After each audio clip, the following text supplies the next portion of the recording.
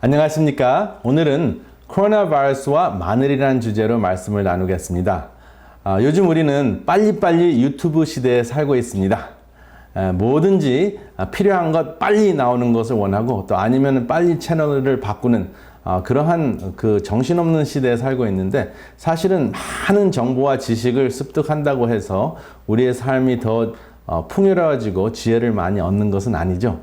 코로나 바이러스가 거의 이제 9개월 동안 우리의 모든 일상을 다르게 정지시키고 또 새롭게 시작하게 하면서 우리는 새로운 것들을 배우게 됐습니다. 그래서 이 코로나 시대에 우리는 뭔가 빨리빨리 돌리는 그러한 삶을 사는 것보다 몰입해서 정말 중요한 것이 무엇인지 우리가 계속 가지고 가야 할 것, 그리고 버려야 할 것을 정리하는 시대입니다. 그래서 오늘은 여러분들과 함께 마늘에 대해서 생각을 해보면서 마늘을 통해서 건강에 대한 그 지혜를 얻는 것뿐만 아니라 우리의 삶의 지혜도 함께 얻었으면 합니다. 먼저 지난 시간에 제가 강의했던 그 비트 강의를 들으시고 질문하신 그 질문부터 답하겠습니다. 비트가 당뇨병 합병증에 도움이 되나요? 또 합병증을 예방할 수 있나요? 하는 질문입니다. 짧은 답은 yes입니다. 여기 이 비트와 당뇨병 합병증을 제가 잠깐 말씀을 드리겠습니다. 비트가 당뇨병의 가장 중요한 효과는 무엇이냐면 인슐린 저항증을 감소시킨다 하는 것입니다. 인슐린 저항증을 감소시킨다는 것은 인슐린이 똑같은 양이 분비가 되거나 적게 분비가 되더라도 세포가 훨씬 더 민감하게 반응을 할 수 있게 한다는 것입니다. 그러면 다음과 같은 합병증을 예방할 수 있습니다. 망막질환, 심장혈관질환, 말초신경병증, 그리고 콩팥질환입니다. 망막질환이 생기면 눈이 보이지 않을 수 있죠. 심장혈관 질환이 생기면 심장마비가 생기고, 말초신경병증이 생기면 손가락, 발가락이 굉장히 아픕니다. 그리고 콩팥질환이 생기면은 다리가 붓고, 그리고 우리의 몸속에 있는 독소를 잘 해독하지 못하는 문제가 생깁니다. 그런데 이러한 그 당뇨병의 합병증을 무엇이 예방할 수 있다고요? 바로 한 컵의 비트입니다. 그러면 오늘 준비한 내용들을 설명을 드리겠습니다. 먼저 9개월 동안 한국 사람들이 흔하게 겪는 증상들부터 소개를 드리겠습니다. 무증상이 45%고요. 발열, 기침, 인후통, 두통, 근육통, 식욕부진, 구토, 설사, 이렇게 그 다양한 증상들이 있는데 대략 이렇게 진행이 됩니다. 그리고 이러한 증상들이 심해져서 그 설사가 심해지면 어떠한 증상이 생길 수 있을까요? 수분이 부족한 현상이 일어나서 소액을 맞아야 되는 현상이 일어나죠. 그럴 때는 병원에 가셔야 됩니다. 그리고 폐 속에 있는 그 혈관이나 또 폐 그 공기주머니에 바이러스가 많이 증식이 되면 어떻게 될까요? 호흡곤란이 오겠죠. 그러한 상황에는 여러분들께서 병원에 가서 호흡기를 통해서 산소 공급을 받으셔야 합니다.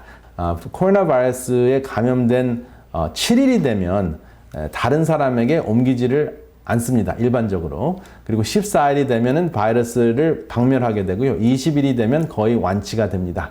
그래서 내가 바이러스에 감염이 됐다고 할지라도 대략 내가 어느 정도에 와 있는지 아실 수 있는 그림입니다. 다음 그림을 보시면 여러분들이 무엇이 떠오르는지 한번 생각해 보시기 바랍니다. 굉장히 중요한 건강 식재료인데요. 여기 양파, parsley, 월계수잎, 정향, 팔각, 겨자씨, 후추, 계피, 그리고 마늘이 있습니다. 이것을 딱 보시고 이거는 어디에 쓰이는, 어떤 음식에 쓰이는 그 식재료다 하는 거 아시는 분 계십니까? 이것이 바로 월남국수를 만들 때 쓰는 식재료입니다. 그런데 이 월남국수에 쓰이는 식재료가 하나하나 분석을 해보니까 코로나 바이러스 증상을 완화시키는데 굉장히 중요한 역할을 하는 식재료들이 모여 있는 것이에요. 한번 보겠습니다. 중간에 있는 그 마늘과 양파를 보시면 호흡곤란, 근육통, 발열, 기침, 피곤에 도움이 되고요. 그 다음에 여러분 겨자씨, 굉장히 잘 알려져 있는 겨자씨죠. 아주 작은 씨앗이 엄청나게 큰 나무가 되는데요. 이것은 산이 역류하는 그 증상을 감소시키는 역할을 합니다. 그래서 역류성 식도염이 있으신 분들은 겨자씨를 즐겨 드시면 좋겠습니다. 그리고 계피와 그리고 생강은 구역질을 막아주고 또 구역질을 감소시키기 때문에 식욕부진을 예방할 수 있습니다. 그래서 이러한 그 음식을 주기적으로 드시면 바이러스에 혹시 감염이 됐다고 할지라도 빠른 시일에 회복을 할 수 있겠습니다. 월남국수를 만드는 식재료가 추가적으로 보이는데요. 집에서 만약에 만드실 때 여기 코너에 보이는 고기를 쓰지 말고, 또 월남국수가 맛있는 이유가 설탕을 엄청나게 많이 집어넣어서 그렇거든요. 그래서 설탕을 많이 집어넣는 것보다 여러분들이 더 많이 사용하면 건강에도 좋고 맛을 좀 더 향상시킬 수 있는 것이 바로 붉은 양파입니다. 함께 포함하시면 아주 맛있고 건강한 숲 베이스를 여러분들이 만드실 수 있습니다. 그래서 이 월남국수를 만드는 식재료 중에서 핵심인 마늘에 대해서 이 마늘이 어떻게 코로나 바이러스를 극복하는 데 도움이 되는지 하나하나 설명을 드리겠습니다. 생활사는 라이프 사이클이라는 것인데, 코로나 바이러스가 어떻게 침입을 하고 복제가 되고 조립이 되고 방출이 되는지 이 단계마다 마늘이 차단을 시킬 수 있는 능력이 있다 하는 것이 세포생리학적으로 확인이 됐습니다. 그래서 이것을 요약을 하자면 마늘 속에 들어있는 33가지 유황 화합물이 첫 번째 침입 단계, 바이러스가 세포 속으로 침입하는 그 단계를 차단하고요. 두 번째, 바이러스 안에 있는 유전 물질이 복제되는 것, 여기 유전 물질이 있는데 유전 물질이 복제되는 것을 차단하고요. 세 번째는 이것이 다시 조립이 돼야 되거든요. 바이러스가 조립 단계를 차단시키고, 네 번째는 조립한 후에 방출이 되는데 이 단계를 또 차단시킵니다. 그러니까 코로나 바이러스가 생활하지 못하도록, 복제되지 못하도록 단계마다 막아주는 것이 바로 마늘이 하는 일입니다. 그래서 이렇게 마늘은 항바이러스 역할을 하는 것입니다. 근데 이것은 세포 생리학적으로 확인된 바 있는 그 연구 논문 자료인데요.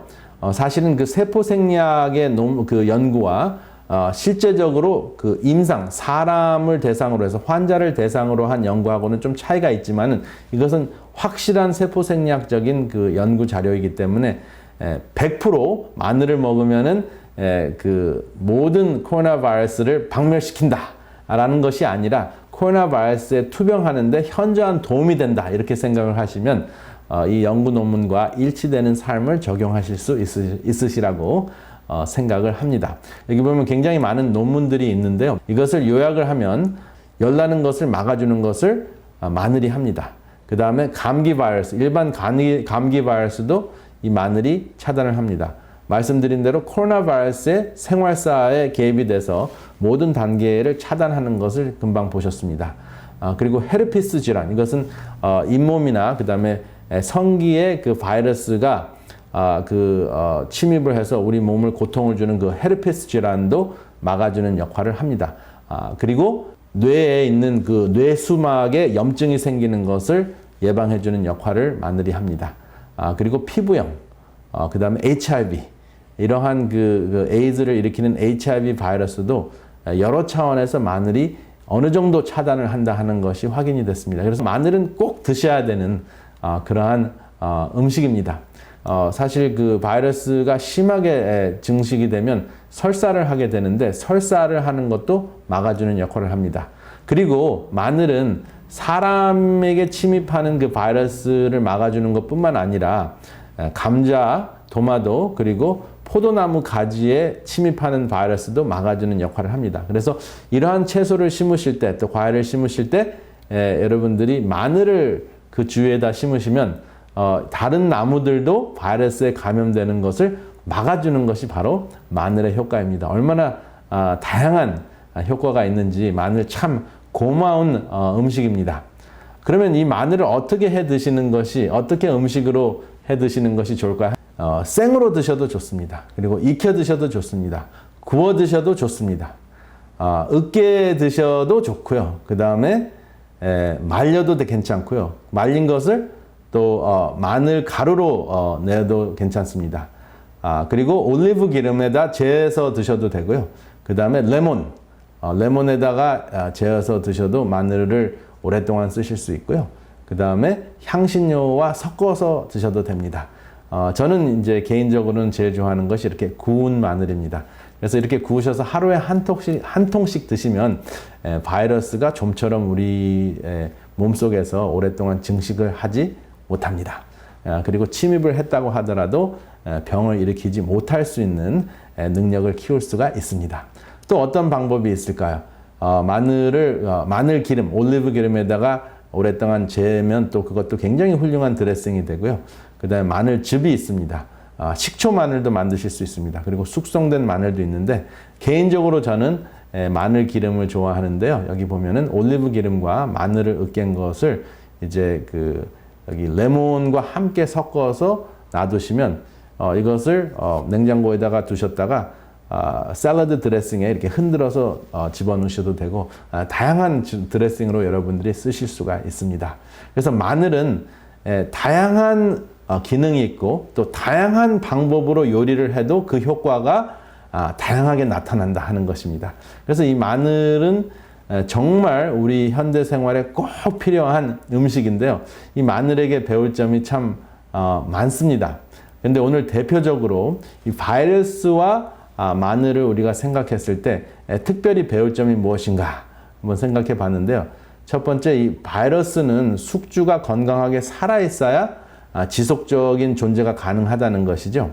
그렇기 때문에 바이러스가 성공을 하려면 다양하게 변화가 되면서 숙주, 인간에게 병을 일으키지 않으면서 살아갈 수 있는 종류로 바뀌면은 크게 문제가 없이 계속 지속할 수가 있습니다. 그렇기 때문에 바이러스를 박멸해 가지고 없앤다는 개념보다는 이 바이러스가 우리 몸에 침입을 하더라도 큰 증상이 없이 그냥 공생할 수 있도록 변형되는 것, 그리고 우리 몸이 바이러스가 침입되더라도 이것을 몸하고 싸우는 바이러스를 없앨 수 있는 그러한 몸의 신체의 건강을 여러분들이 증진시키는 것이 좋은데요.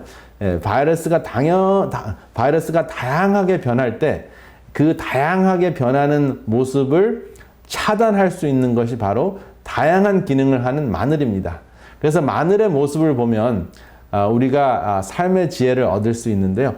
다양한 그 방법으로 바이러스뿐만 아니라 암, 당뇨, 혈전 이러한 것들을 우리 몸속에서 제거해 주는 것이 마늘의 효과인데요. 이 마늘은 또 다양한 모습으로 요리가 되더라도 그 효과가 없어지지 않습니다. 그리고 굉장히 중요한 것은 마늘은 으깨졌을 때 굉장히 좋은 효과가 일어난다 하는 것입니다. 요리된다는 것은 마늘이 그 충격을 받는다는 것이죠. 마늘이 희생을 한다는 것이죠. 그래서 이 마늘을 보면서 사람도 이렇게 마늘과 같이 다양한 기능이 있으면 참 좋겠다. 다양한 기능으로 사회에 다양한 모습을 통해서 사회에 다양한 모습으로 도움을 주면 참 좋겠다 하는 생각을 하게 됩니다.